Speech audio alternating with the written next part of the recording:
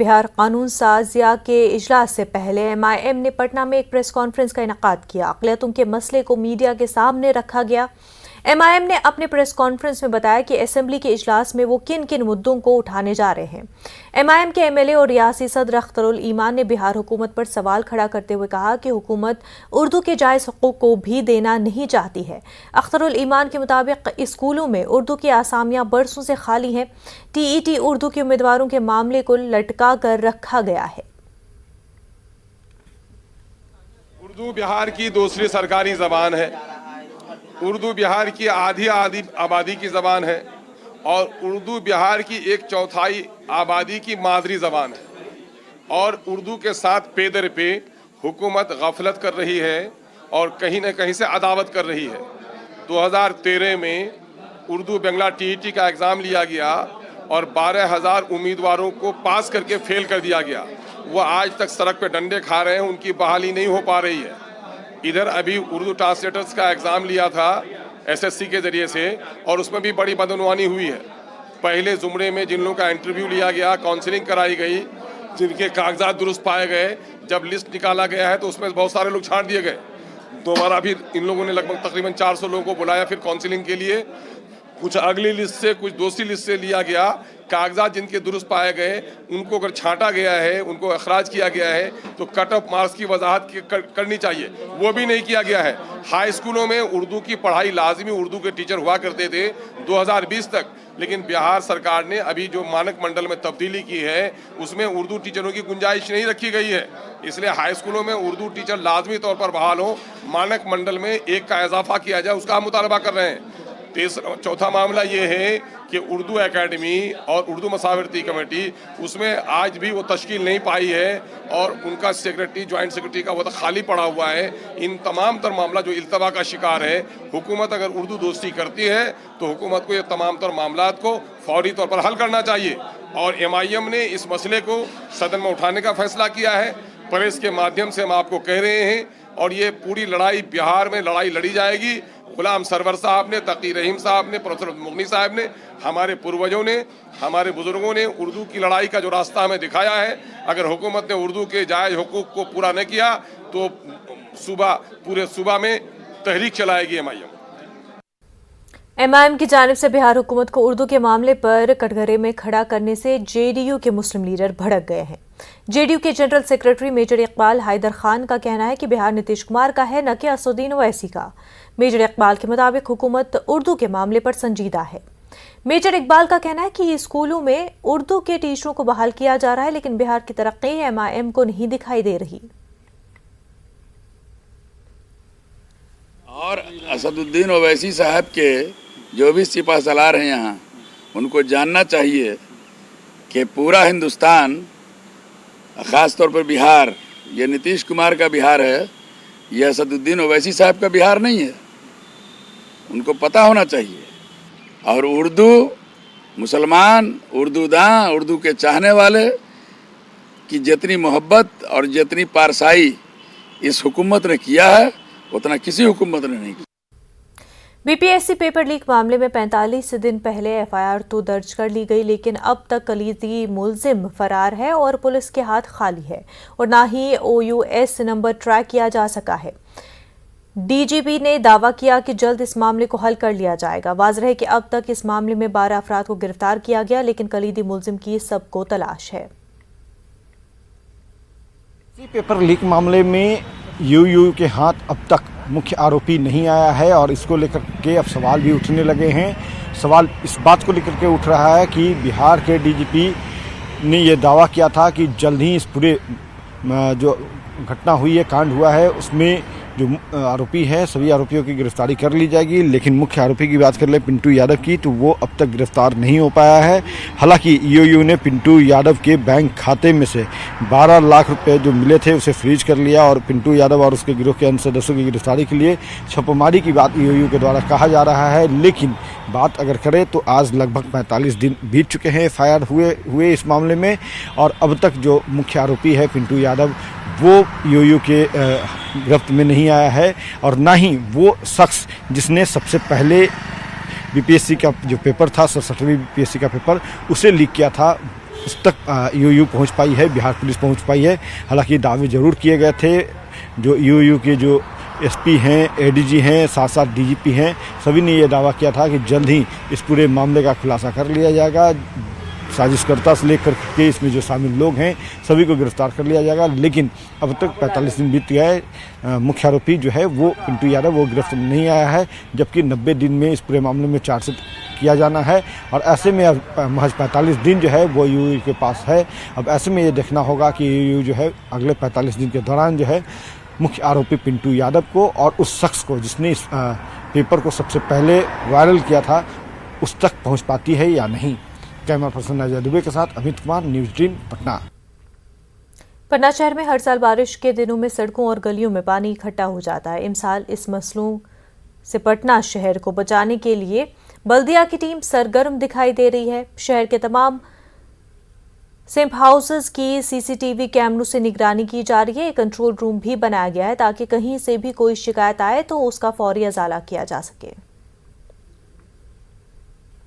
में जल जमाव की स्थिति ना उत्पन्न हो, इसके लिए पहले से ही पटना नगर निगम प्रशासन पूरी मुस्तैदी के साथ नजर बनाए हुए है।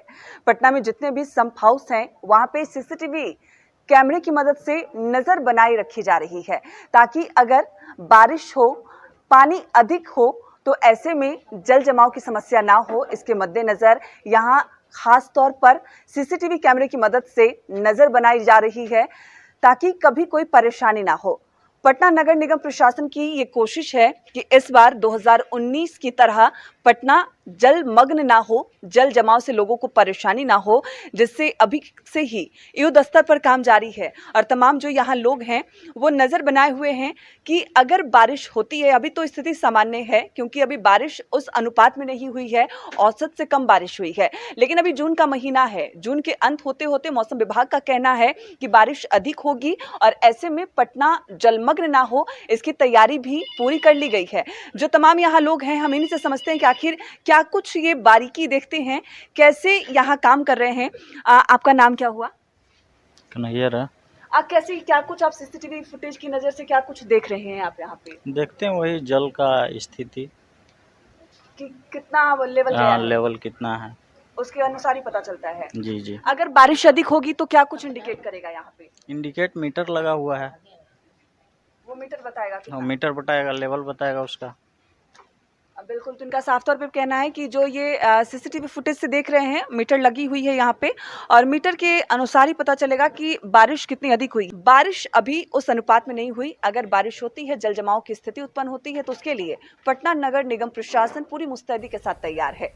विनीता मिश्रा, न्यूज़ 18 पटना। बिहार में देगा से पीएमसीएच तक जेपी गंगा पथ की तामीर मुकम्मल हो चुकी है। इसका इफ्तिताह कल वज़ीर-ए-आला नीतीश कुमार करेंगे। ये पुल कई मानों में अहम माना जा रहा है। पटना वासियों को जेपी गंगा पथ के रूप में एक बड़ी सौगात कल मिलने जा रही है। जी हाँ, इसका उद्घाटन कल मुख्यमंत्री नीतीश कुमार शाम 4 बजे करेंगे और इस जेपी गंगा पथ जिसे मरीन ड्राइव के भी नाम से जान रहे हैं लोग, ये पटना की स्थिति को बिल्कुल तस्वीर को बदल देने वाला है क्योंकि यहाँ अभी दीघा से लेकर के पीएमसीएच तक पहला फेज जो बना है, जहाँ अभी घंटों समय लगते हैं, वहाँ का सफ़र जो है वो कुछ मिनटों में पूरा होगा। और देखिए अभी हम जहाँ खड़े हैं यहाँ से जो है पीएमसीएच का रास्ता और गांधी मैदान का खुलता है और ये सबसे बड़ी बात है कि देखिए यहाँ पे इस गंगा पथ को लेकर के जहाँ पे निर्माण हुआ है उसकी कई तैयारियां जो हैं, कई खास यहाँ पे बातें जो हैं उसको लेकर के शामिल की गई हैं, जिसके तहत सबसे बड़ी बात है कि हम लोगों ने देखा था कि जो अटल पथ तैयार हुआ था वहाँ पे स्पीड के कारण, गाड़ियों का रफ्तार के कारण कई हादसे जो है लगातार होते हुए दिखाई पड़े हैं, लेकिन वो हादसा इस मरीन ड्राइव पे ना हो, इसे लेकर के विभाग ने एक नई तैयारी की है कि यहाँ पे स्पीड इंटरसेप्टर जो है वो लगाया जाएगा, स्पीड गन जिसे कहते हैं, ताकि जो रफ्तार से गाड़ियाँ आ रही हैं उस रफ्तार को चेक किया जाए और वैसे लोग जो स्टंट करते हैं सड़कों पर, जो ओवर स्पीड गाड़ियाँ चलाते हैं, उसको रोका जा सके और इसके लिए ये व्यवस्था की जा रही है। आपको बता दूं कि पूरे ये इस मरीन ड्राइव पर सीसीटीवी कैमरा जो है वो भी लगाए जाएंगे कि जिसकी निगरानी जो है वो लगातार कर सकें। सबसे बड़ी बात है कि यहाँ पे जो तैयारी की गई है उसके मुताबिक जो 2 टीमें हैं वो गश्ती की यहाँ पे रखी गई हैं जो 24 घंटे इस जेपी गंगा पथ पे गश्ती करती रहेंगी और वो इस बात की नज़र रखी जाएगी कि यहाँ पे लापरवाहियाँ नहीं की जा रही है और स्पीड जो है वो कहीं ज़्यादा तो नहीं है, दुर्घटनाएं कम से कम हो। तो ये तमाम जो तैयारियां हैं वो जेपी गंगा पथ पर की गई है। और हालांकि जिस ढंग से आपको बता दूं कि जेपी गंगा पथ का निर्माण हुआ है वो पटना की तस्वीर पूरी तरह से बदल देने वाली है।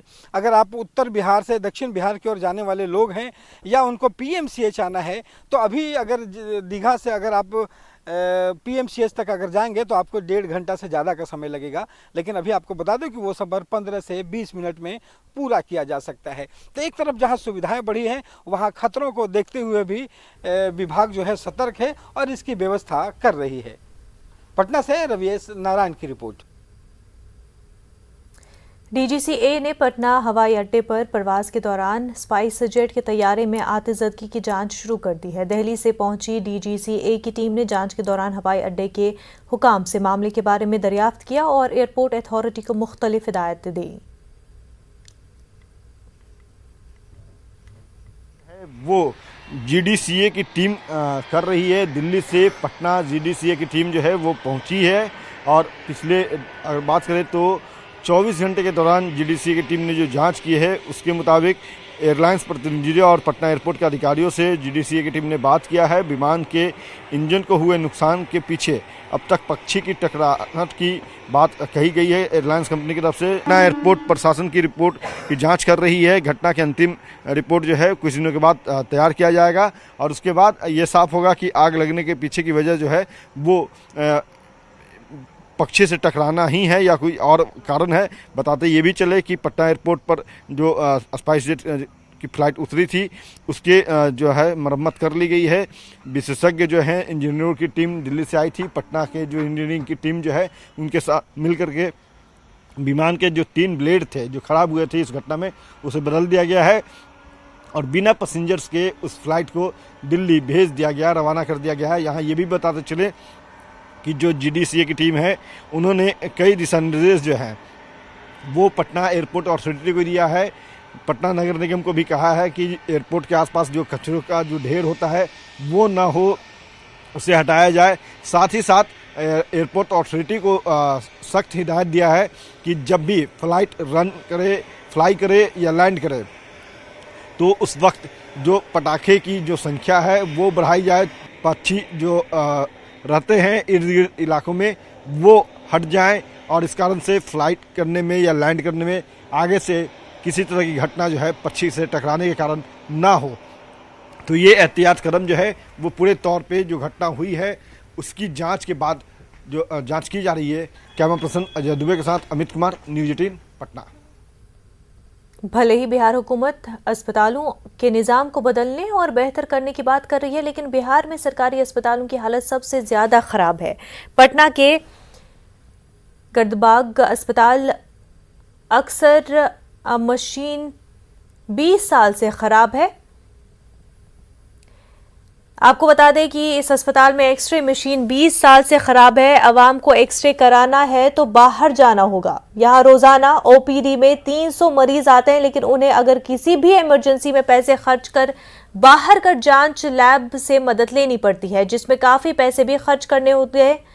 ऐसा नहीं है कि बिहार में सिर्फ एक ही अस्पताल की हालत ऐसी है, बिहार में ज़्यादातर अस्पताल की हालत ऐसी ही है।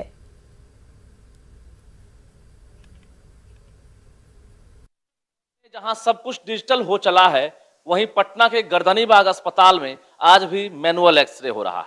कहने के लिए यहां पर 2-2 मशीनें हैं जो मैनुअल हैं, लेकिन एक मशीन खराब है और दूसरी मशीन जो है कामयाब है, लेकिन इस मशीन की रिपोर्ट का कोई भरोसा नहीं है। जरा ये मशीन आप देखिए कि एक तरह से किसी भी अस्पताल में आपको अब ये नज़र नहीं आएगी, लेकिन गर्दनीबाग में आज भी ये मशीन जो है इससे एक्सरे किया जा रहा है और इसकी जो रिपोर्ट है वो रिपोर्ट भी आपको हम जरा दिखा दें कि किस तरह से रिपोर्ट इसकी तैयार की जाती है। और शायद अगर कोई डॉक्टर भी इसे देखें तो उन्हें समझ में ना आए। तो ये रिपोर्ट है, देखिए, जिससे ठीक से आप ना समझ पाएंगे और किस पार्ट्स का एक्सरे है वो भी क्लियर नहीं है। यहाँ भी आप देखिए